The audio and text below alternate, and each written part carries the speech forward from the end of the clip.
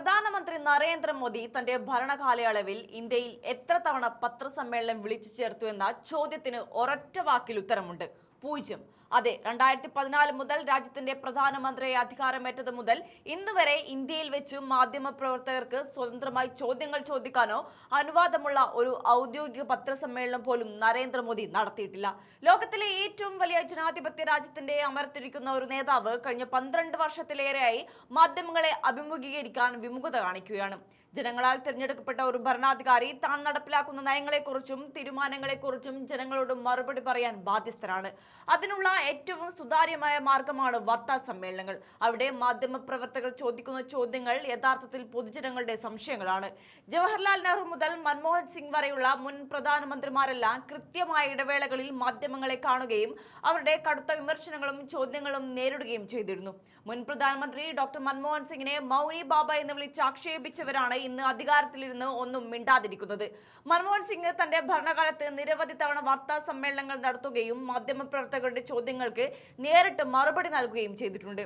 എന്നാൽ നരേന്ദ്രമോദി ഈ ജനാധിപത്യ പാരമ്പര്യത്തെ പൂർണ്ണമായും നിരാകരിക്കുന്ന കാഴ്ചയാണ് രാജ്യം കാണുന്നത്. നോട്ട് നിരോധനം, GST, കോവിഡ് പ്രതിരോധത്തിലെ പാളിച്ചകൾ, തൊഴിലില്ലായ്മ, കർഷക പ്രക്ഷോഭങ്ങൾ തുടങ്ങിയ നിരവധി ഗുരുതരമായ പ്രതിസന്ധികളിലൂടെ രാജ്യം കടന്നുപോയപ്പോഴും ജനങ്ങളോട് നേരിട്ട് മറുപടി പറയാൻ അദ്ദേഹം തയ്യാറായില്ല. പകരം അദ്ദേഹം തിരഞ്ഞെടുത്തത് മൻ കി ബാത്ത് പോലെയുള്ള ആശയവിനിമയ മാർഗങ്ങളാണ്. അവിടെ പ്രധാനമന്ത്രിക്ക് സംസാരിക്കാം, എന്നാൽ ജനങ്ങൾക്കോ മാധ്യമങ്ങൾക്കോ തിരിച്ചു ചോദ്യങ്ങൾ ചോദിക്കാൻ കഴിയില്ല. ഇത് ജനാധിപത്യമല്ല, മറിച്ച് സ്വേച്ഛാധിപത്യപരമായ ഒരു ആശയവിനിമയ ശൈലിയാണ്. എന്നാൽ ഇന്ത്യയിലെ ജനങ്ങളും മാധ്യമങ്ങളും കാലങ്ങളായി പ്രധാനമന്ത്രിയുടെ മാധ്യമ വിമുഖതയെ രൂക്ഷമായി വിമർശിക്കുന്നുണ്ടെങ്കിലും യാതൊരു മാറ്റവും പ്രധാനമന്ത്രിക്ക് ഇതുവരെ ഉണ്ടായിട്ടില്ല. എന്നാൽ ഇപ്പോൾ ഈ ഒളിച്ചോട്ടം കേവലം ഇന്ത്യക്കകത്ത് മാത്രം ഒതുങ്ങുന്നില്ല.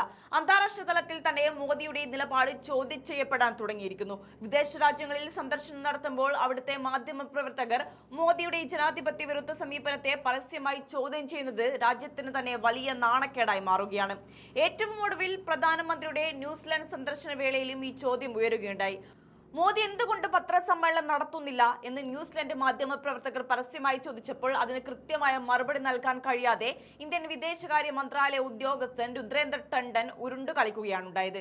പ്രധാനമന്ത്രിയുടെ രാഷ്ട്രീയ സമീപനത്തെക്കുറിച്ച് അഭിപ്രായം പറയാനുള്ള സ്ഥലമല്ല ഇതെന്നായിരുന്നു അദ്ദേഹത്തിന്റെ ബാലിശമായ മറുപടി. ഇതുപോലൊരു നാണംകെട്ട സംഭവം ഇതിനു മുൻപും നോർവേ സന്ദർശനത്തിനിടയിലും ഉണ്ടായിരുന്നു. ഓസ്ലോയിൽ നോർവീജിയൻ പ്രധാനമന്ത്രി ജോനാസ് ഹഗർട്ട് സ്റ്റോറുമായി സംയുക്തമായി നടത്തിയ വാർത്താ സമ്മേളനത്തിന് ശേഷം വേദി വിട്ടുപോകുമ്പോൾ ഹെല്ലെ ലിങ് എന്ന മാധ്യമപ്രവർത്തക മോദി ഉറക്കെ വിളിച്ച് എന്തുകൊണ്ടാണ് മാധ്യമപ്രവർത്തകരുടെ ചോദ്യങ്ങൾക്ക് മറുപടി നൽകാത്തതെന്ന് നേരിട്ട് ചോദിച്ചിരുന്നു. അന്നും ചോദ്യത്തിന് മുന്നിൽ മൗനം പാലിച്ച് നടന്നുപോയ മോദിക്ക് വേണ്ടി വിദേശകാര്യ ഉദ്യോഗസ്ഥരാണ് പിന്നീട് ദുർബലമായ ന്യായീകരണങ്ങളുമായി രംഗത്തെത്തിയത്. ഇന്ത്യൻ ഭരണാധികാരികൾക്ക് വോട്ടർമാരുമായി നേരിട്ട് ബന്ധപ്പെടാനാണ് താല്പര്യമെന്നും ഇടനിലക്കാരായ മാധ്യമങ്ങളെ ആവശ്യമില്ലെന്നുമുള്ള വിദേശകാര്യ മന്ത്രാലയത്തിന്റെ വാദങ്ങൾ തികച്ചും ജനാധിപത്യ വിരുദ്ധമാണ്. മാധ്യമങ്ങളെ വെറും ഇടനിലക്കാർ എന്ന് വിളിച്ച് അധിക്ഷേപിക്കുന്നത് ജനാധിപത്യത്തിന്റെ 4ാം തൂണിനെ അട്ടിമറിക്കുന്നത് തുല്യമാണ്. ഭരണകൂടത്തോട് മൃദു സമീപനം പുലർത്തുന്ന മാധ്യമങ്ങളെ മാത്രം ഇരുത്തി മുൻകൂട്ടി തയ്യാറാക്കിയ തിരക്കഥകൾക്കനുസരിച്ച് മാമ്പഴം തിന്നുന്നതിനെക്കുറിച്ചും ക്ഷീണത്തെക്കുറിച്ചും ചോദിപ്പിക്കുന്ന മോദിയുടെ തന്ത്രങ്ങൾ ഇനി വിലപ്പോവില്ല. ജനാധിപത്യത്തിന്റെ കാവലാളാകേണ്ട ഭരണത്തലവൻ മാധ്യമ സ്വാതന്ത്ര്യത്തെയും ജനങ്ങൾക്ക് വിവരങ്ങൾ അറിയാനുള്ള അവകാശത്തെയും നിരന്തരം നിഷേധിക്കുന്നത് വലിയൊരു ചരിത്രപരമായ അനീതിയായി അവശേഷിക്കുകയാണ്.